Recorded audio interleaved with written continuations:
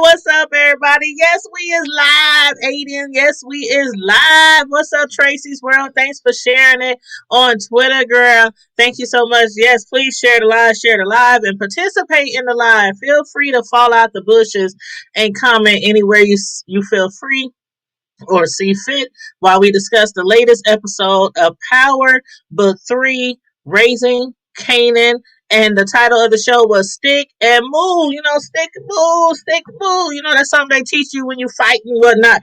But yes. Hold on, let me grab some real quick.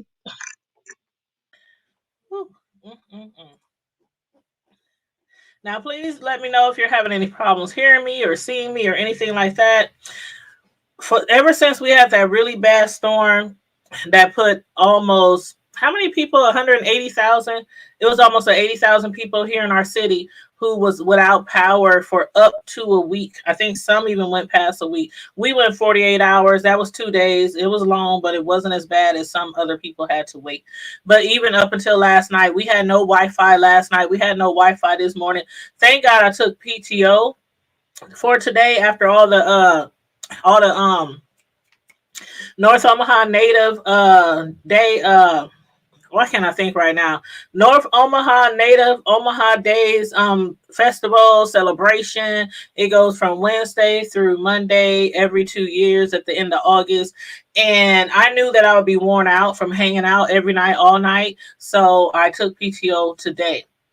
I actually forgot I took PTO. So when I woke up and realized the router wasn't working still, I called Cox Cable, who was my internet provider, and they said there are a lot of people in our area that are having an outage and they would fix it as soon as possible. So I text my supervisor because I couldn't email him because of my computer. I couldn't get on my computer.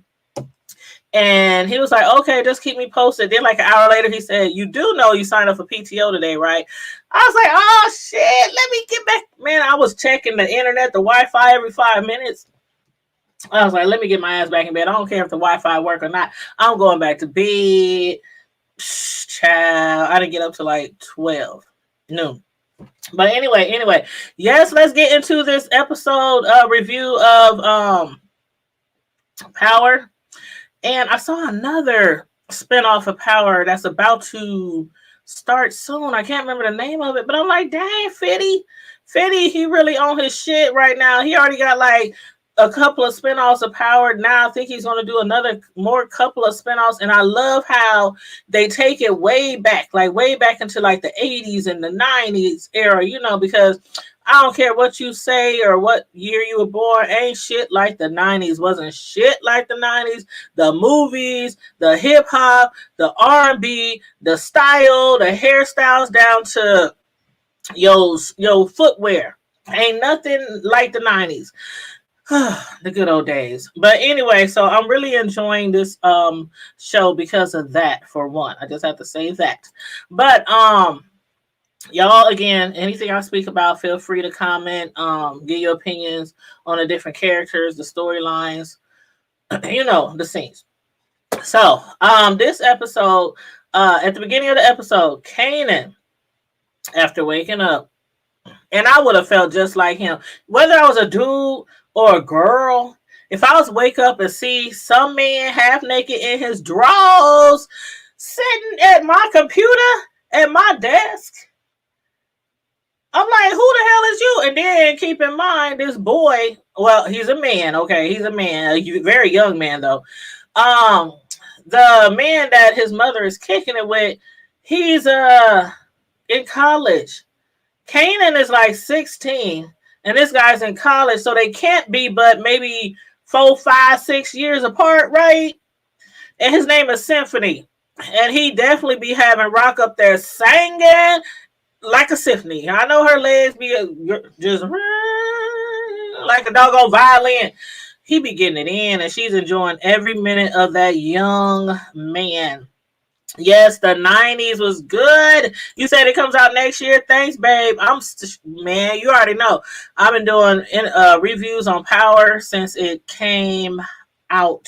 Since the first Power came out. I love the Powers series. So, yes, the saga, the Power saga. That's what I call it. But, yes, child. So, he woke up. He was shocked. He was alarmed. He see this half-naked man sitting at his computer desk doing his college homework. These niggas both in school. Her son in high school and her man in college. Whew. Anyway, Kanan, he was really upset, at the sight of seeing that man sitting there in his drawers. But his mother was way more pissed off with him because thanks to his teachers notifying her, she's been made aware that Kanan's grades are slipping, his grades are declining, and I think that's primarily because he ain't think about no doggone school.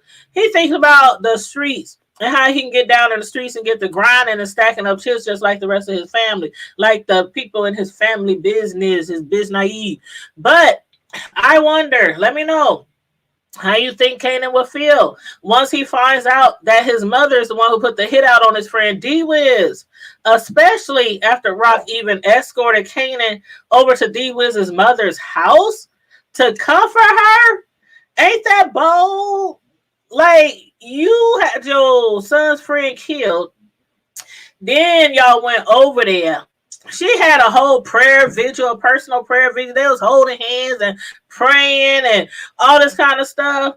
And Rock was sitting there like it was just a normal day. We just grieving over a regular person. Like she ain't had shit to do with shit.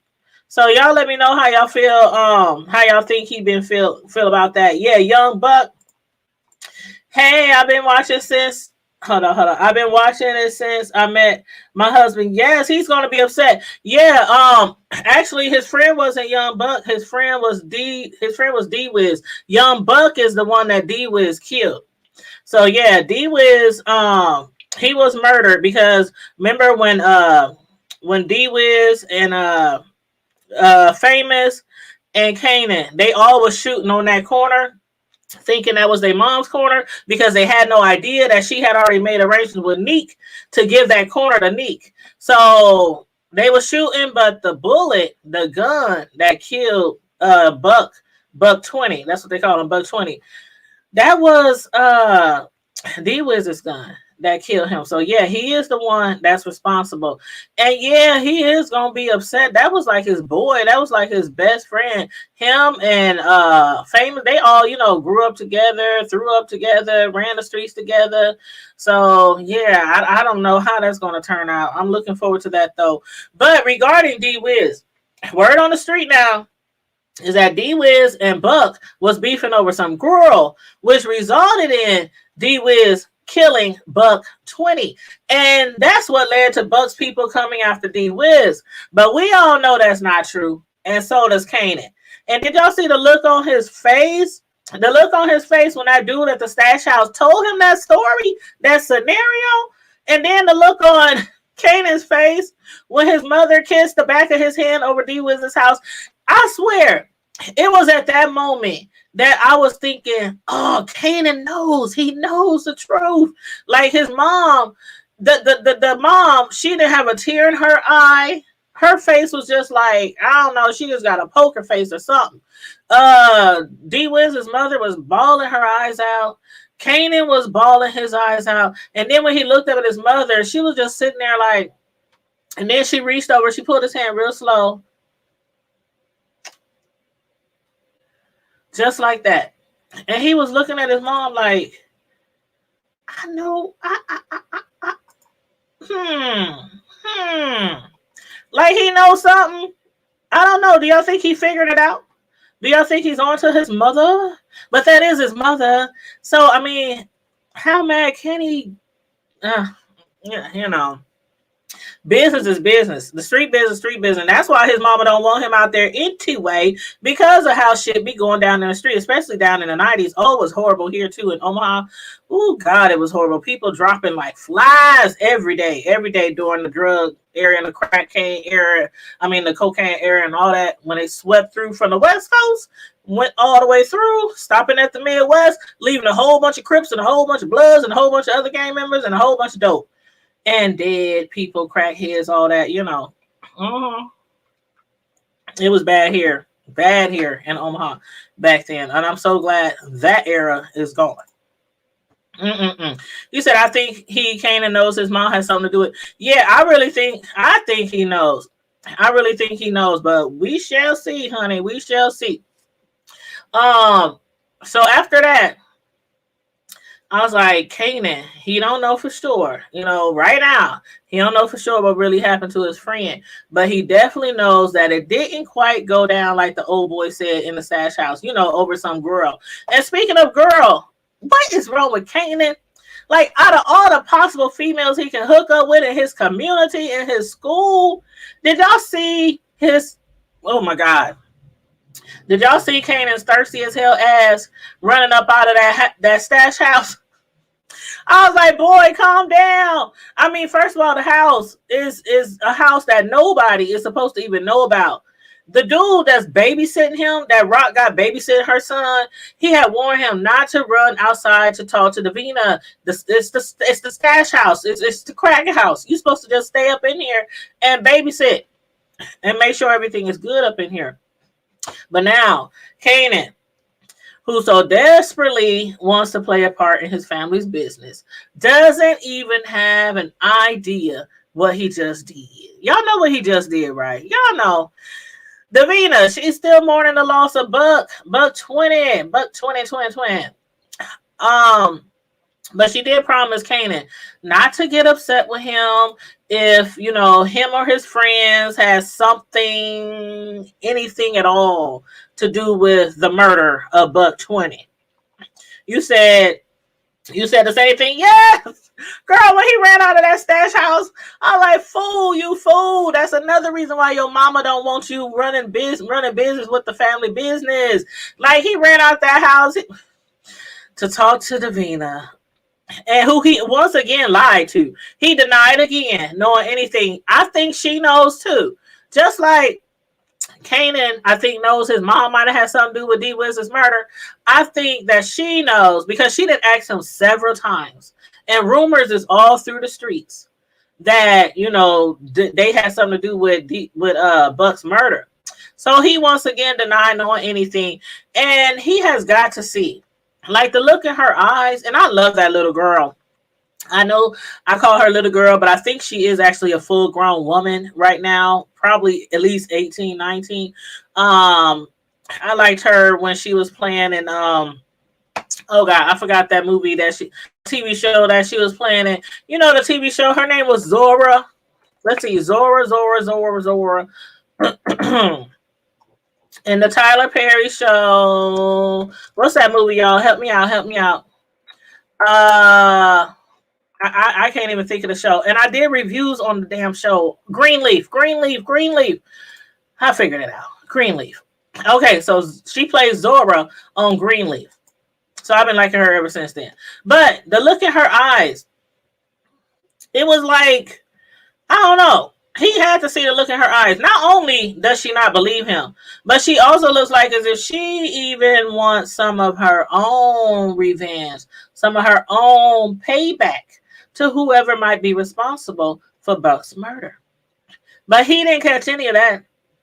Instead, he was up there shopping for her and her daughter. And then at the end of the show, he was tonguing her down in front of her house. And I'm like, out of all the people you could date, he could probably have any girl he want, really. And he just had to have her, the girlfriend of Buck, who him and his friends was responsible for the murder. But anyway, he just literally let her know that the house that he ran out of most likely was one of their stash houses or crack houses. Why else would he be over there in that house? And see, again, that's why his mother would prefer that he attend Stuyvesant and focus on his grades rather than, grinding with his family. And his Uncle Marvin, what y'all think about what he did? I do not like it. I didn't like it. I don't like it. And I hope Rock getting his ass. I hope she getting his skins. Like his Uncle Marvin. He even knows that his 15-year-old nephew ain't ready for hustling. So why was Kanan able to convince Uncle Marvin to break him off a little something that he could sell? His Uncle Marvin gave him his first package of dope to sell with, the opportunity to make $100 profit. And back then, we know that was a lot of money. Back in the early 90s, that was a lot of money, $100 profit. off of that little bag. So yeah, and as soon as he did that, after he gave him that sack, I was like, ooh, I can see Rock kicking both of their asses, like literally kicking both of their asses. But yeah, y'all let me know what y'all think about that, because while Kanan was at his uncle Marvin's house trying to make some money, his cousin Jukebox was at Kanan's house, at his mama's house, trying to hide her stash of stolen goods from her father Marvin. I was like, child, these two kids, they gonna drive both of their parents crazy for real. Mm-mm-mm. But back to Rock. So after dropping Kanan off at school, she hooked up with her brothers Lou, the one who killed D Wiz, and Marvin. And it seems like after Uncle Buck was shot, Neek set them up to have all their corner boys robbed and getting arrested by the Popos. So the next best spot for them right now would actually be that Colombian, bodega spot that they had, made arrangements with the Colombians. At least, once it's ready for them. Once it's ready for them, then they can start working there. There's still a little work to be done though, especially the install of some security cameras. They definitely need those just in case they get robbed or police come in, or undercovers or whatever like that. So they waiting on the security cam. But even still, with the bodega being available, Rock is thinking bigger, much bigger. But Uncle Lou, he thinks leaving those corners open, leaving those corners empty, for other dealers to set up on would be a bad money move. So after Rock met with her brothers, she stopped by the bingo hall, and that's where we were introduced to let me say it right, Azumadine. Azumadine. I've been practicing on that word. Azumadine Tippett. And we ain't even got to say the whole word because he is known in the streets as Dean. So that's what we going to call him. But this Dean, he has businesses all over the country thanks to his Tijuana Connect. His Tijuana Connect. You said that wasn't right at all. No, hell no, that wasn't right. He bold. Hey, Deanna. Hey, boo. Welcome to the chat. Welcome to the chat. And everybody, make sure you please like and share the video. Like and share the video. And hold on. Wait a minute. Oh, before I forget, let me go ahead and drop the link to my backup channel. Now, we all know a lot of people on YouTube, especially the ones with the humongous channels like 80,000 subscribers, 90,000, 2, 3, 4, 500,000 and up. People with subscriber counts like that, they is getting their channels like removed from YouTube, and they don't even understand why, what they did, things like that. So I'm dropping a link to our backup channel. It's the same name except for it has 402 on the end because that's my area code here, 402. So the second channel, the backup channel, is called the Hood Table 402. So please, that link in the chat right here, please click the link to our hold up. Did I give you the right link? Oh, hold up. That ain't the right link. Hold on. That is not the right link. Hold on. Don't click that link unless you want to join the the membership. I'm sorry. I put the wrong link in. Hold on. Let me find the right link. Okay, Amazon. Okay. Here we go. I got it. So don't click the link that I just dropped unless you want to join the membership. Okay, here's the right link. Okay, here is the right link. I'm going to delete that other link because I don't want to confuse people.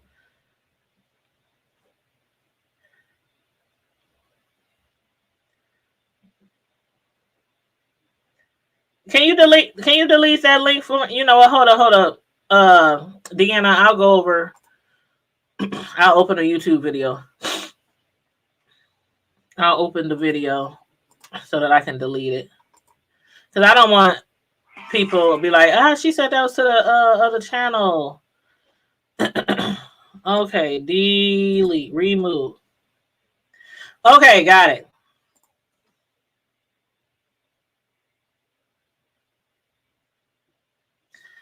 Okay, I got it. Thank you. I see that you subscribed. Thank you.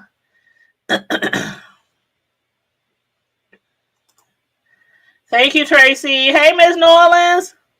It won't let you click on it. Uh-oh. You know what, Deanna? I'm going to send it to you. I'll personally text it to you.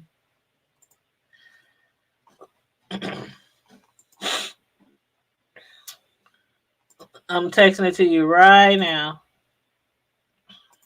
I don't know why it won't let you click on it. And everybody, please like and share the video. Thank you so much. We appreciate it. Okay, Deanna.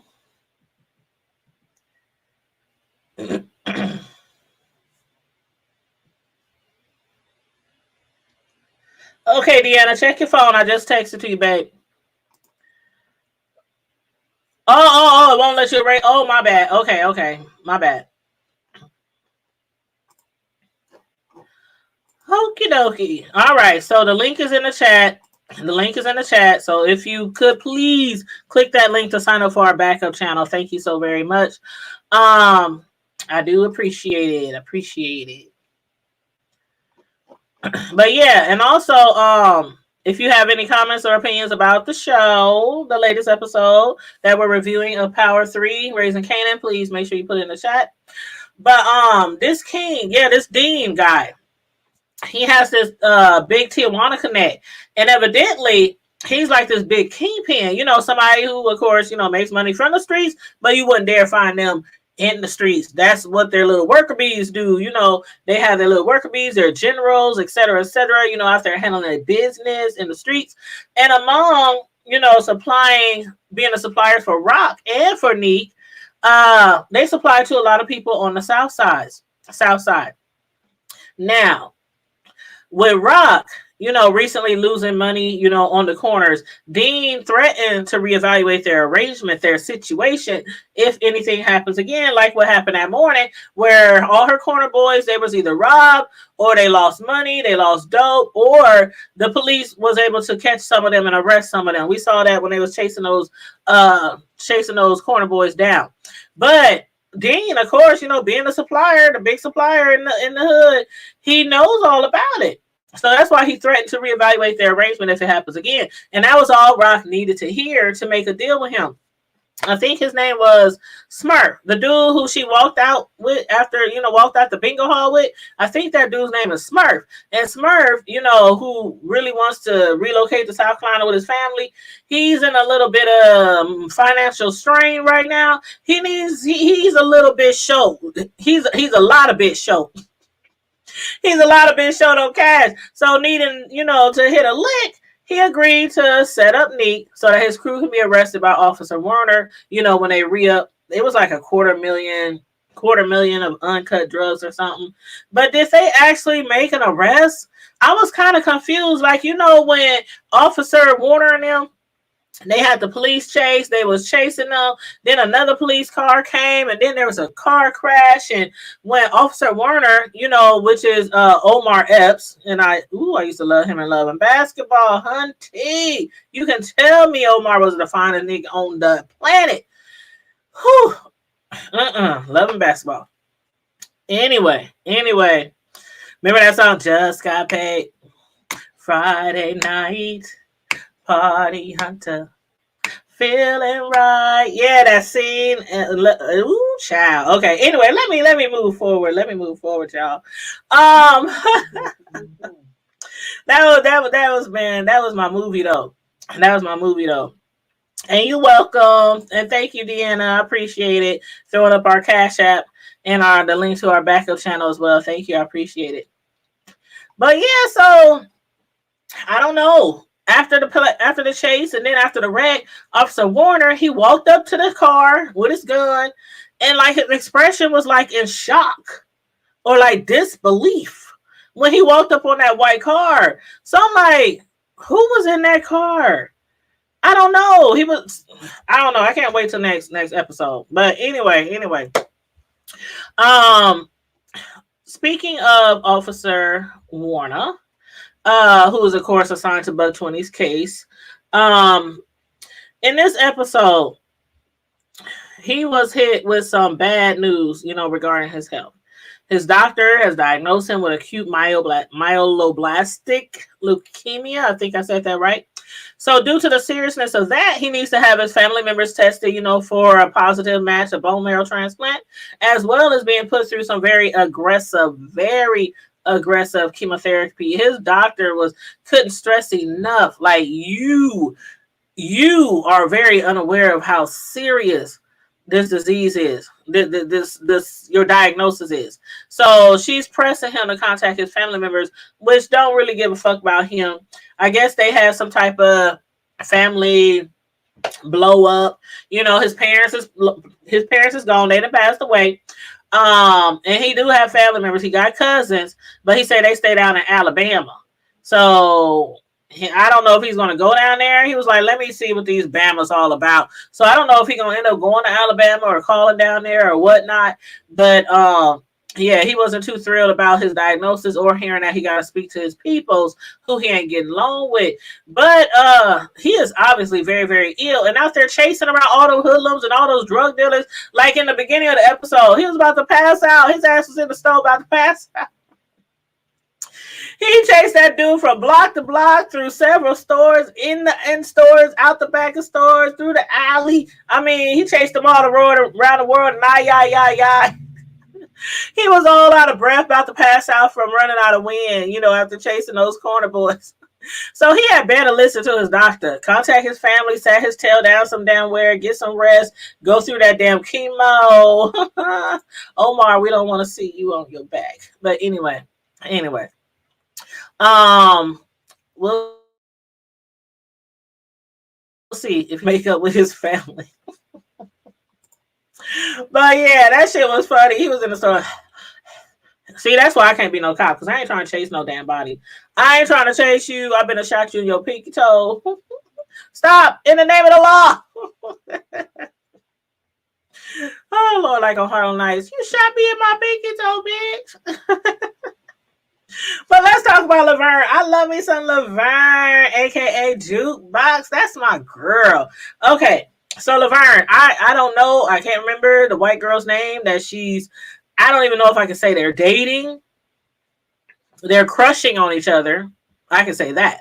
But her and her new friend, the white girl from the Upper East Side, who goes to the prestigious schools and, got a rich family and all that.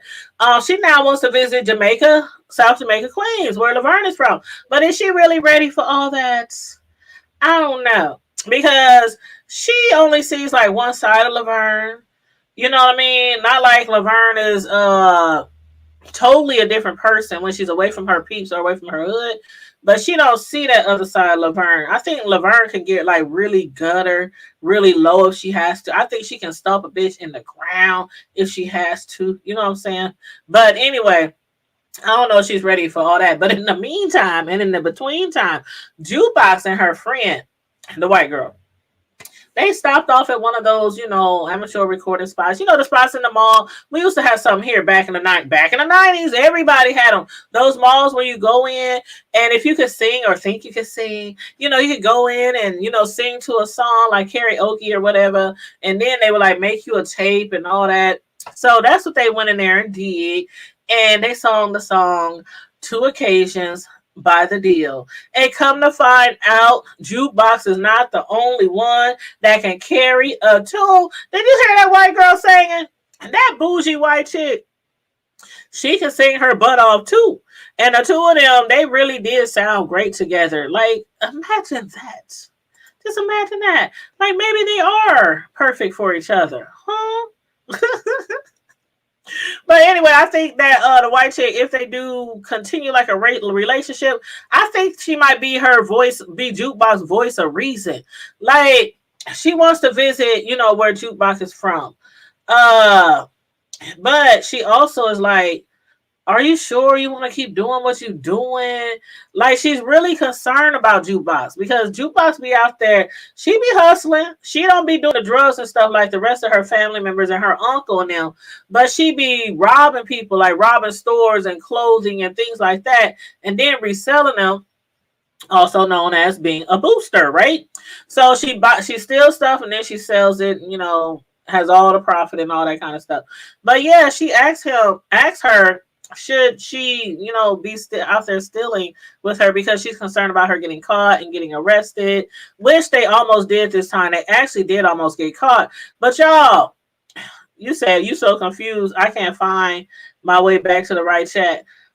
What? Oh, ha, ha, ha. That's because I'm live on both channels, Deanna. Oh, child. I'm live on both channels, Deanna, so I can get the hours up on the other channel. That's what you should do. That's what people should actually do with their StreamYard when they creating a second or a backup channel. Because on StreamYard, you can go live on several different platforms. If you pay for the upgrades, you can go live on Facebook, Twitter, YouTube, and other your website. Like I have a personal website, thehoodtable.com. Follow me over there. But yeah, that's what I like about StreamYard. But yeah, every now and then I'm gonna go live on both channels because I'm trying to get the watch hours up. So people who might be subscribed over there or that channel might attract people who ain't over here, and just get the watch hours up. But yeah, I'm sorry. You said I'll never figure that out. Ah, what's up, Ocean Waves? It's okay. It's okay. But yeah, homegirl is a booster, and what is the white chick's name? I can't. There's several people in the show who I can't get the I don't even know that like okay, the name of the lady who runs the club, the white lady who had hooked up with Uncle Marvin this episode. What the hell is her name? And then I even went through all the character cast lists on Wiki or on Google, and the pictures of the actresses. I'm like, is that them? They look like, no shade to white people, but them two white ladies that was on Google. I'm like, I don't know if that's the lady from the club or if that's the lady from child, because they looked alike. I'm sorry. Thank you. Thank you, Ocean Blaze. I appreciate that. But yeah, so she's a booster, and the white girl is concerned about her. But why did Jukebox think that it was okay to call one of her boys by his name, which was Rip? She called the dude Rip, like twice. The guy who was beating on that security guard? Jukebox, she was trying to get that guy to stop beating off the security guard before they really got caught. And she had to pull out a knife, and I really couldn't even see the knife too well. I think it was a knife. Something like that. I don't think it was a gun. I think it was a knife. A shank, something like that. And she was about to shank this fool or something because he told her, that's why you don't send a bitch to do a man's job. Man, I love me some Jukebox too. She was like, oh boy, you don't know me like that. You ain't from where I'm from. I'm from the south side of Jamaica, Queens. And who the fuck you calling a bitch, nigga? Man, Jukebox, I'm gonna just call her Juke. Jukebox, she was like, you got me twisted. Oh, that was funny. But he ran off. When he saw that knife, he just ran off. That was funny. But yeah, so what else do I want to talk about? Oh, Rock. Okay. Back to Marvin. Back to Uncle Marvin. Rock's brother. He paid a visit to the white lady, the one who runs the club, whose name I can't forget. Her dog got burned up in the microwave at the request or at the demand of Rock. She had that lady's because she felt disrespected by that white lady when they first went to visit her during the first episode. I think that was. But yeah. So her dog had got burned up in the microwave. Little purse dog. And obviously Marvin, he felt some type of way, felt bad for her dog's demise. I don't know, unless there's some other ulterior motive we don't know about yet. But I think he just felt bad for her dog's demise. And so he brought her another dog, much bigger, but a dog nonetheless. But that dog actually belonged to somebody else. It belongs to a guy who owes Marvin some money plus interest. So to repay Marvin, I guess he gave him the dog, or Marvin took the dog, and then he gave it to the white lady as a new pet. And I guess, after receiving that gift, she was so pleased that she had to give up some of her goodies. So, do y'all think this will be the beginning of a new relationship for Marvin and the club owner? I don't know. Y'all let me know. Y'all let me know. And then the very last thing I want to talk about. Oh my God, y'all. When I saw I'll Be Sure's son in that studio, like, I swear, Quincy looked just like Al B. Sure. Like he had him by his damn self. And back in the 80s, early 90s, I was in love with some Al B. Sure too. I had all his pictures on my wall, along with people like Bobby Brown, New Edition, Keith Sweat. I had all kind of people. I just loved me some R&B, some real R&B back then. And so I'll be sure, was one of the people that was on my wall in my bedroom. But anyway, I'll be sure's son, in this show, his name is Crown Camacho. And they said they just call him basically Camacho or something like that. But we were introduced to Crown this episode at Bulletproof Breakfast, where they make like hip hop music and stuff.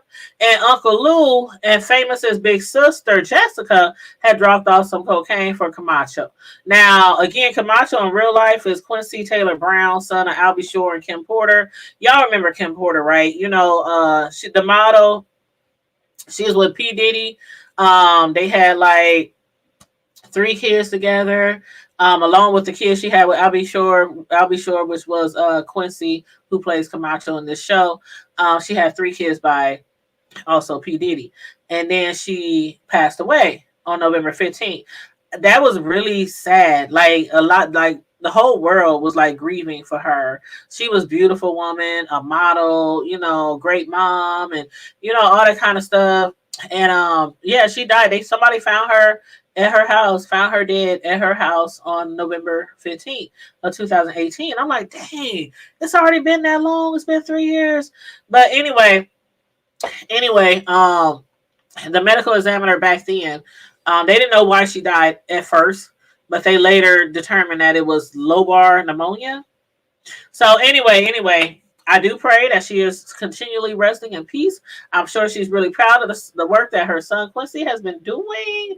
And I'm anxious to find out more about this character in the movie, because this episode, we really did find out a lot about Camacho. We saw him over there sniffing that cocaine, that Lou dropped off to him.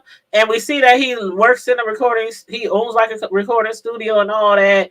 He looks like a really flashy guy, all about the threads, like we used to call them back in the day, the threads, the gear, the labels, the brands. He looked like he's one of those type of people, glasses on down, you know what I'm saying? And again, he looks just like his dad, I'll be sure. But anyway, I hope that his storyline provides more in-depthness to him, besides him being like a cokehead or just the owner of a studio. So I don't know. We'll see. You said, oh, the little pooch. Okay, it was a box cutter. I knew it was something, because I knew it wasn't a gun, because when it clicked, it didn't sound like she, pulled. It didn't sound like that on a gun. But yeah, I knew it looked like a knife or a blade or something like that. But yeah, it probably was a box cutter. You're right. That's probably what it was. But yeah, the little pooch, girl, you see that little pooch that ain't funny. The dog was in the microwave. And my thing is, like, okay. My thing is like this. We get a little bit already of Rock's personality. She has a mean streak.